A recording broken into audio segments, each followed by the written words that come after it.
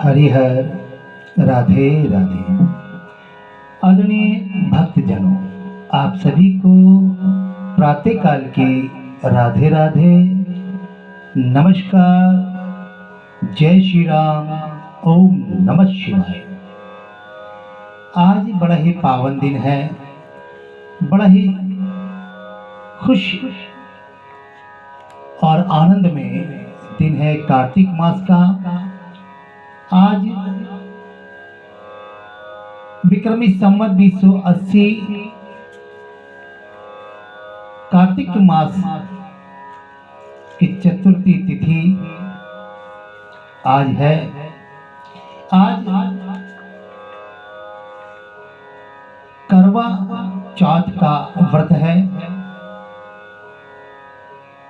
गणेश कर्क चतुर्थी।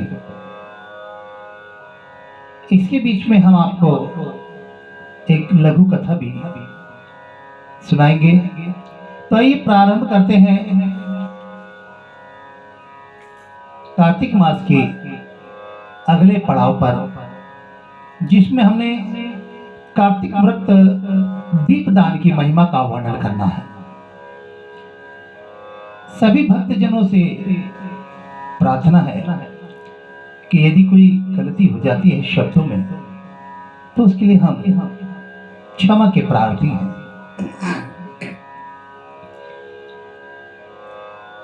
कार्तिक व्रत में दीपदान की महिमा बहुत महत्व रखती है। स्त्रियों और पुरुषों ने जन्म से लेकर जो भी पाप कर्म किया है, वह कार्तिक में दीपदान से नष्ट हो जाता है।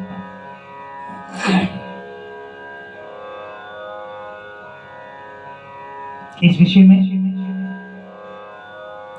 एक प्राचीन कथा बड़ी महत्व की है। प्राचीन काल में द्रविड़ देश में एक बुद्ध नामक ब्राह्मण रहता था। उसकी स्त्री बड़ी दुष्टा और दुराचारी थी। उसके संग दोष से पति की आयु क्षीण हो गई, वह मृत्यु को प्राप्त हो गया। उसके संग दोष से उसके पति मृत्यु को प्राप्त हो। पति के मर जाने पर भी वह उसी घृणित कर्म में लगी रही और लोक निंदा से उसे तनिक भी लज्जा नहीं आती थी। उसके ना तो कोई पुत्र था और ना कोई भाई था। वह सदा भिक्षा के अन्न का भोजन करती थी। वे अपने हाथ से बने हुए शुद्ध भोजन को भी न खाकर मांग कर लाए हुए बासी भोजन का ही ग्रहण करती थी। तीर्थ यात्रा से भी वह सदा दूर रहती थी। उसने कभी मंदिर आदि के जाकर कथा प्रवचन भी नहीं सुना था। एक दिन भ्रमण करता हुआ कोई तीर्थ यात्री विद्वान ब्राह्मण उसके यहाँ आ गया। उसका नाम कुतुस था। उस ब्राह्मणी को निंदित कार्य में लगी देखकर कुतुस ने पूछा, ओ मूढ़ नारी, तू मेरी बात को ध्यान से सुन। ये देह पानी के बुलबुल के समान है। एक दिन इसका नाश होना निश्चित है। इस अनित्य शरीर को यदि तू नित्य मानती है, तो अपने मन में बैठे हुए इस मोह को विचार करके पूर्व त्याग दिया। सबसे श्रेष्ठ देवता भगवान विष्णु का चिंतन कर और उन्हीं को नमन कर उनकी लीला कथा को सुन। आदर पूर्वक ध्यान लगा। जब कार्तिक मास आए, तब भगवान दामोदर की प्रसन्नता के लिए स्नान दान करके दीप दान दिया। बोलो राधे राधे, राधे राधे। हरे कृष्ण मुरारी, वृंदावन बिहारी लाल की जय। राधे राधे तो बोलना पड़ता है, तभी तो कथाओं में आनंद आता है। और उस नारी की कथा किस प्रकार से बता रहे हैं। ये प्रभाव डालती है आज की युवा नारियों पर, आज की वर्तमान जी रही और स्त्रियों पर, कि उस युग में उस समय में ऐसा हुआ, आज ही नहीं हो रहा। लेकिन उसका परिणाम क्या मिला? व्यक्ति जब अपने कार्य में जाता है तब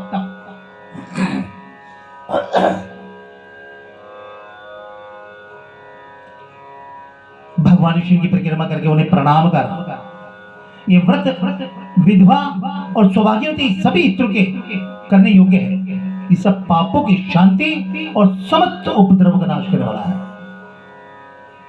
तू भी मेरी बात सुन और मेरी बात मानकर निश्चय कार्तिक मास में दीप दान करने से भगवान विष्णु की कृपा पालेगी। ऐसा कहकर कुछ ब्राह्मण तो चला गया। वह दुराचारी ब्राह्मणी पश्चाताप करती हुई इस विषय पर पहुंची कि वे कार्तिक मास में अवश्य व्रत करेंगे। कार्तिक मास आने पर उसने पूरे महीने भर प्रातः सूर्योदय काल में स्नान और दीपदान किया। कुछ काल के बाद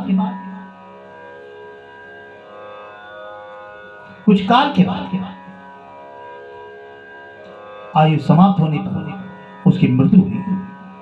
वे स्वर्ग लोक में गए और समय अनुसार उसकी मुक्ति भी हो गई। कार्तिक मास में जब उसने व्रत कर लिया तो कार्तिक व्रत में तत्पर होकर जो व्यक्ति दीप दान के इस इतिहास को सुनता है, स्वयं भी दीप दान करता है, वह अवश्य मोक्ष प्राप्त करता है और कर लेता है। आकाशीय दीप महात्म में एक दर्शाता है मानव को। कार्तिक मास आने पर जो प्रातः स्नान में तत्पर होकर आकाश दीपदान करता है, वह सब लोगों का स्वामी और सब संपत्तियों से संपन्न होकर इस लोक में सुख भोगता है और अंत में मोक्ष पा जाता है। बोलो राधे राधे। हरे कृष्णा बोलो हरिहर महाराज की जय। इसलिए कार्तिक में स्नान दान आदि कर्म करते हुए भगवान विष्णु के मंदिर के कंगूरे पर एक मास तक दीप दान करना चाहिए। तुलसी दल से भगवान विष्णु की अथवा श्री कृष्ण जी की पूजा करके रात में दीपदान करते हुए उन भगवान को याद करना चाहिए। ओम दामोदराय विश्वेशाय विश्वरूपाय धराय च नमस्कृत्वा है प्रदश्यामि ओम दीपाय हरिप्रियम। अर्थात मैं सर्वरूप एवं विश्वरूपधारी भगवान दामोदर को नमस्कार करता हूं। यह आकाश दीप देता हूं जो भगवान को परम प्रिय है। व्रती का प्रातः काल स्नान और पूजा का क्रम नियम पूर्वक चलता रहे। मास की समाप्ति पर आकाश दीप के नियम को भी समाप्त कर ब्राह्मण को भोजन कराकर इस अमिट फलदायी व्रत का समापन करें। और कीट और कांटों से भी भरी हुई दुर्गम और ऊंची नीची भूमि पर दीप दान करता है, वह नरक में नहीं पड़ता। परमानंदम प्रविशे सच्चंद्रुपा है भगवान। हे परमेश्वर, आप इस धरती पर हर जगह है। जो कीट और कांटों से भी भरी दुर्गम ऊंची नीची भूमि पर दीप दान करता है, वह नरक में नहीं पड़ता। प्राचीन काल में राजा धर्मानंद ने आकाश दीपदान के प्रभाव से श्रेष्ठ विमान पर आरूढ़ होकर विष्णु लोक को गमन किया था। जब कार्तिक मास में हरि बोधनी एकादशी को भगवान के श्री विग्रह के समक्ष कपूर का दीपक जलाता है, उसके कुल के उत्पन्न सभी मनुष्य भगवान के प्रिय बन जाते हैं। एकादशी से तुला राशि के सूर्य से अथवा पूर्णिमा से भगवान की प्रसन्नता के लिए आकाश दीप प्रारंभ करना उत्तम माना गया है। नमः पितृभ्यां प्रेतभ्यो नमः धर्माय विष्णवे नमो यमाय रुद्राय कांतापते नमः। हे यमराज को नमस्कार है तथा दुर्गम पथों में रक्षा करने वाले भगवान रुद्र को नमस्कार है। इस मंत्र से जो मनुष्य पितरों के लिए आकाश में दीप दान करते हैं तो उनके पितर यदि नरक में हो तो भी उत्तम गति को प्राप्त करते हैं। जो व्यक्ति देवालय में, नदी के तट पर, सड़क पर, नींद लेने के स्थान पर दीप दान देता है उसे सर्वतोमुखी उन्नति प्राप्त होती है, लक्ष्मी प्राप्त होती है। जो ब्राह्मण अथवा अन्य किसी भी जाति के लोग मंदिर में दीप दान करें तो भगवान का अनुग्रह पाते हैं। बोलो राधे राधे। हरे कृष्ण मुरारी कृपा के बिहारी लाल की जय।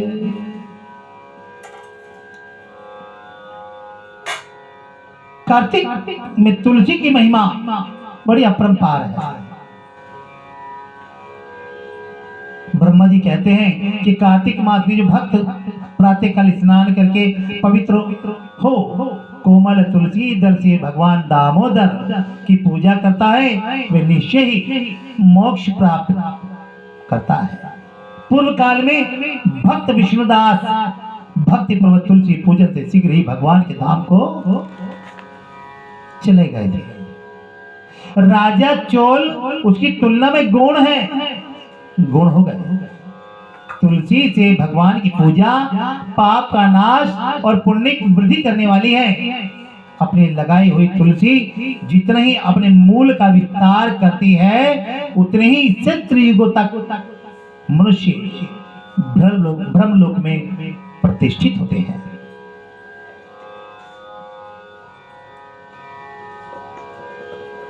यदि कोई तुलसी सहित जल में स्नान करता है तो वह पाप मुक्त हो आनंद का अनुभव करता है।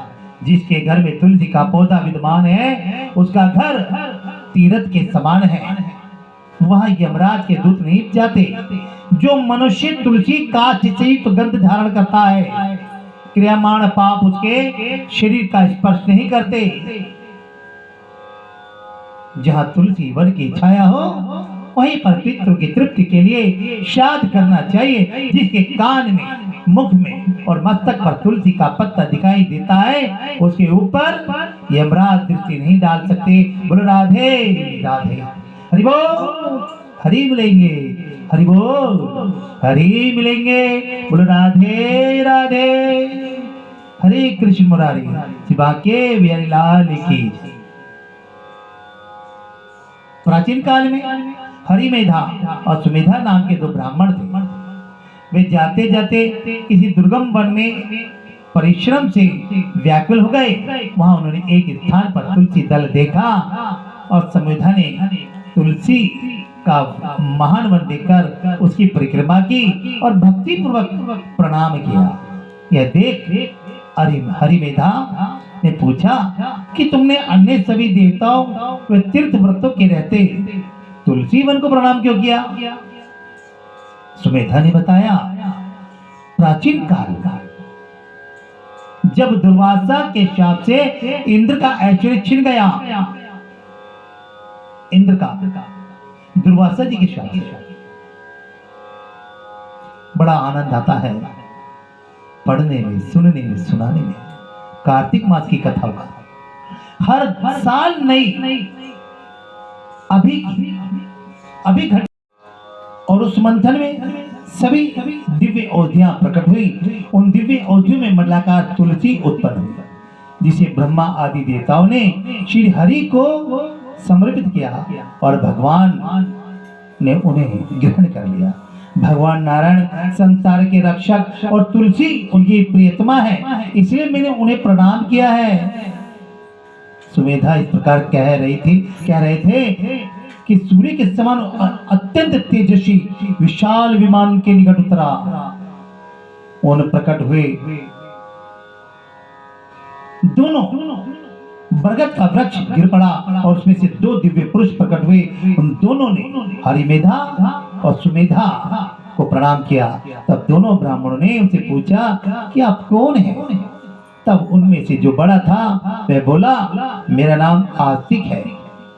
एक दिन में नंदन वन में पर्वत पर क्रीड़ा करने गया था, तो देवंगनाओं ने मेरे साथ इच्छा अनुसार विहार किया।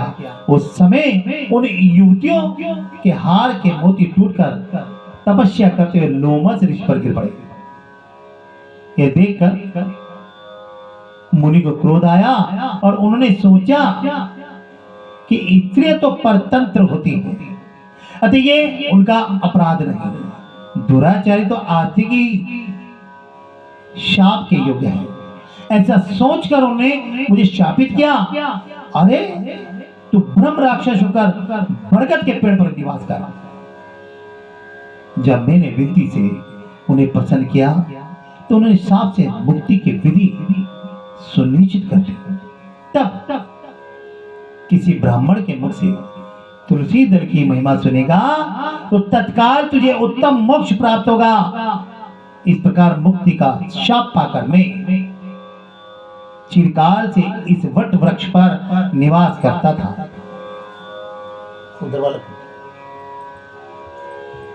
आज देववश आपके दर्शन से मेरा छुटकारा हुआ। तत्पश्चात ये दोनों श्रेष्ठ ब्राह्मण परस्पर पूर्णिमा तुलसी की प्रशंसा करते हुए तीर्थ यात्रा को चल दिए।